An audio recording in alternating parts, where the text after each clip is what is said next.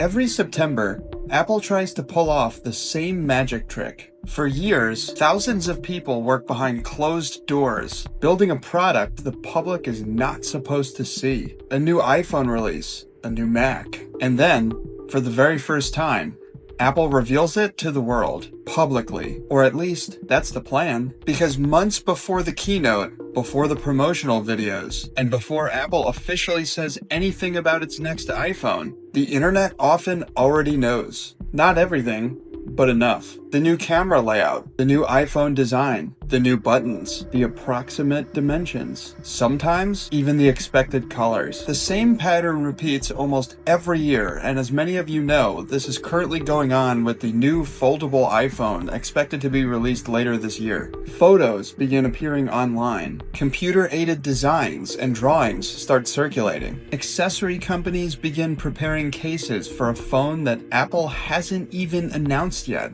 And by the time the keynote begins, much of Apple's biggest surprise is already familiar, which raises the question I could not stop thinking about. How does this happen? Because if there's one company associated with secrecy, it is definitely Apple. For decades, the company has tightly controlled information about products still in development. Prototype hardware has been concealed inside disguising enclosures. Information is distributed on a need-to-know basis. Employees, teams, and outside partners may receive only the details required to complete their particular part of a project. Apple does not just build products. It builds secrecy into the process itself. So how does the internet keep getting ahead of Apple's announcements? At first, I thought the answer was simple. Someone must be stealing the products, stealing the phones, or leaking the information. It sounds ridiculous, but it is not impossible. We've seen this before in 2010 when an Apple engineer left an unreleased iPhone prototype at a bar in Redwood City, California. That prototype, which had been disguised to resemble an iPhone 3GS,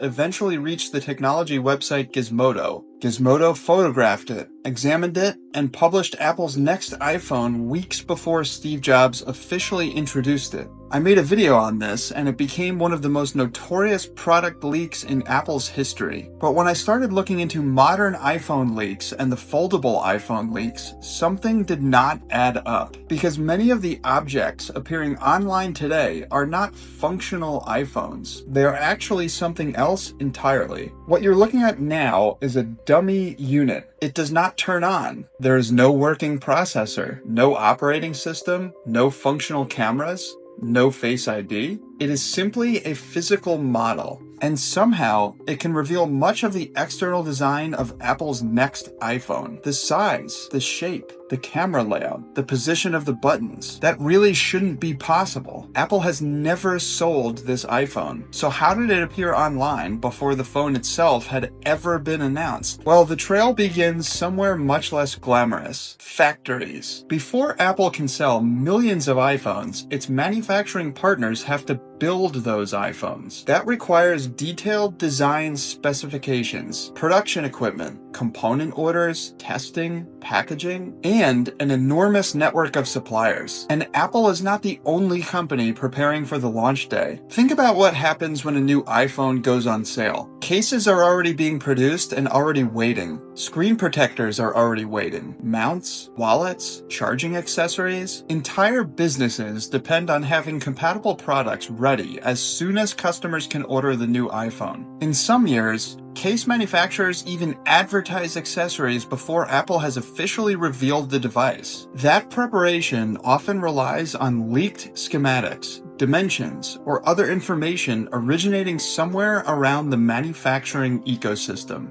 Those specifications can then be used to produce dummy units, physical reference models that allow accessory manufacturers to check whether a product fits without needing a functioning iPhone. Most dummy units are simply tools, but once one of them appears online, the physical design is no longer completely secret. Someone has measured the camera bump, the buttons, the frame of the iPhone, the design, and before Apple has begun its presentation, the internet has started assembling the puzzle. At this point, I thought dummy units explained the story, but they actually did not. They only explained one part. Because dummy units do not create themselves. Someone first needed reliable information about the phone's design. Someone had to turn that information into a physical model. And that is where my trail took a turn I was not expecting, because it did not point to one person, one factory, or one spectacular security failure. It pointed towards something much larger and much messier. The enormous manufacturing system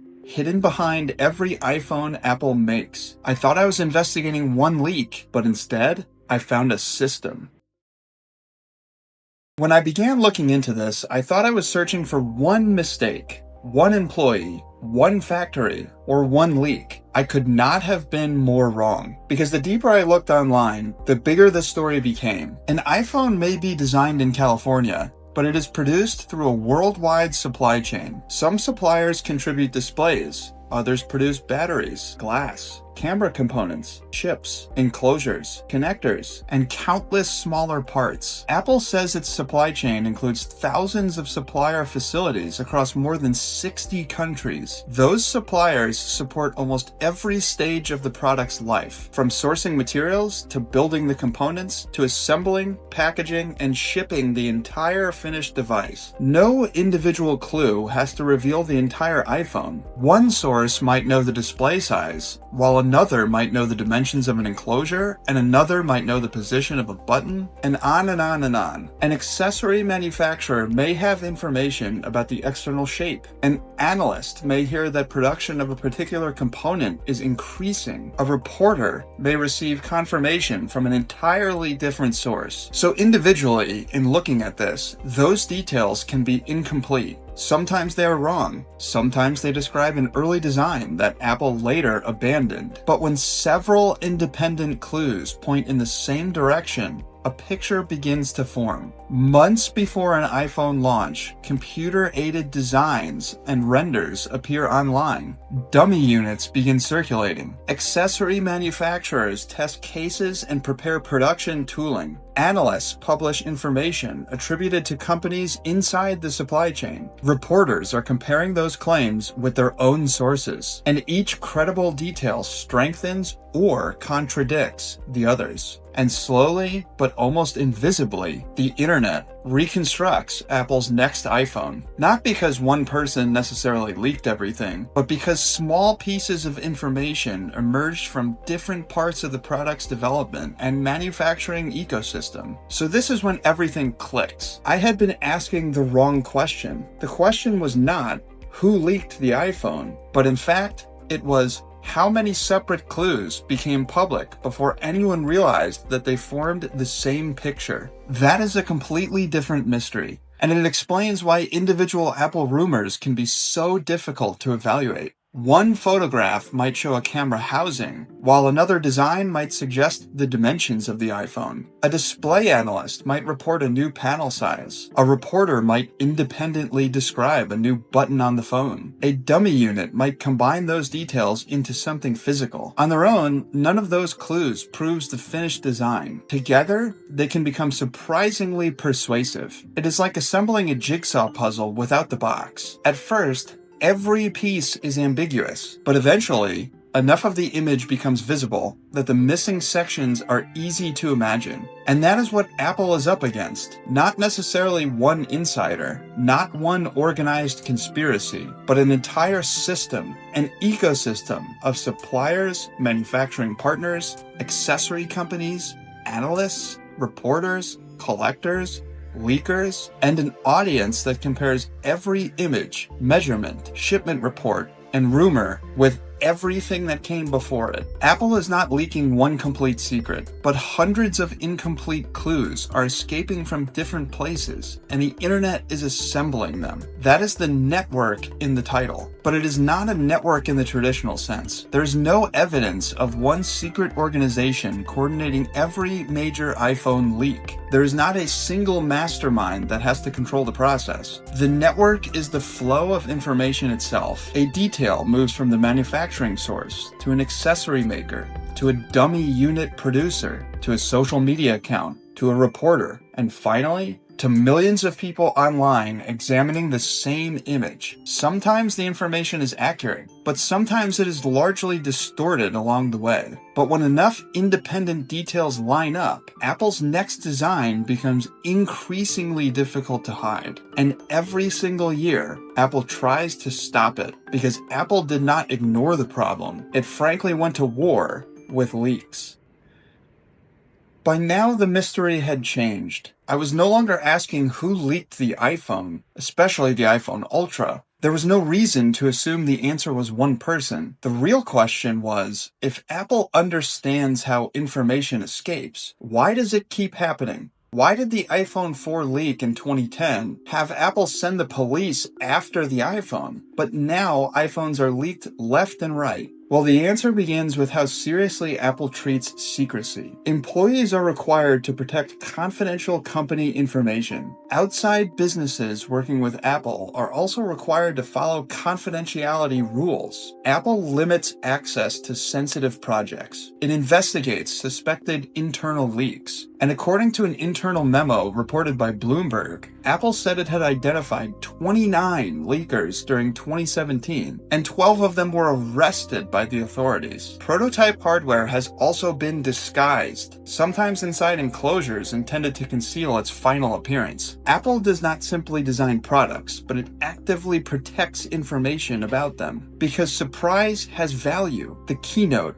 the first images, the first demonstration, the moment millions of people see a product Apple has controlled for years. That attention is part of Apple's launch strategy. But there's a fundamental problem. You can restrict access inside of Apple. You can conceal prototypes. You can compartmentalize teams. You can require confidentiality from suppliers. But you cannot manufacture an iPhone at enormous scale without distributing information. Components have to be designed. Factories must be equipped to produce. Production lines must be tested. Packaging must be created. And parts must be transported. Finished iPhones must reach stores around the world in time for launch, and Apple's own description of its supply chain illustrates the scale of that challenge. Thousands of supplier facilities in more than 60 countries supporting the design, sourcing, manufacturing, assembly, packaging, and delivery of the new Apple products. Apple also conducts extensive supplier assessments. They run audits that demonstrate the company's ability to impose strict requirements across its manufacturing network, but they also reveal how large that network has become,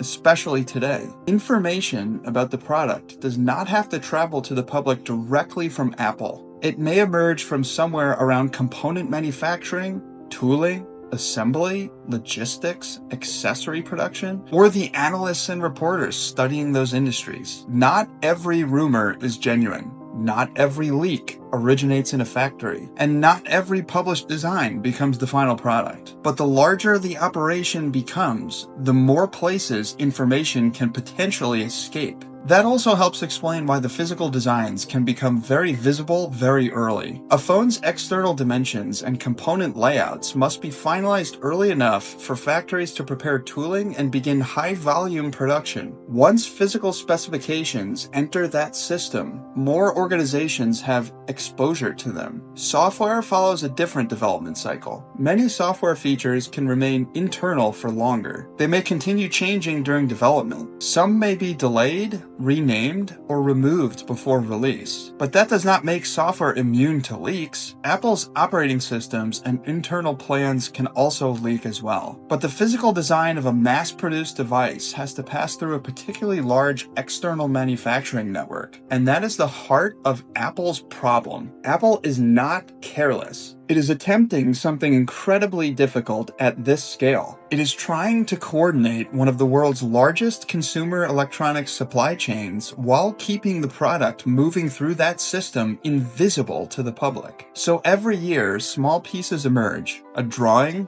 a measurement, a component report, a case, a dummy unit, a photograph. Not enough to reveal everything, but enough that when combined, the pieces can tell the story before Apple does. Which brings us back to where we started. At the beginning of this video, I showed you this, a simple physical model, and I asked one question: how can something like this exist before Apple announces the phone? Well, now we know. It does not require one spectacular breach. It does not require one person who knows everything. The dummy unit can be the final product of an information chain built from specifications, manufacturing intelligence, accessory preparation, and public reporting. And by the time it reaches the internet, the original source may be impossible for an outside observer to identify. So the next time you see a blurry photograph claiming to show Apple's next iPhone, do not think of it as the entire leak. Think of it as one piece of a much larger puzzle. A puzzle assembled from factory information, component reports, computer-aided designs, dummy units, accessories, analyst research, and independent reporting. Apple never lost one complete secret. It lost hundreds of tiny pieces. And by the time those pieces came together, the world already knew what Apple was preparing to announce.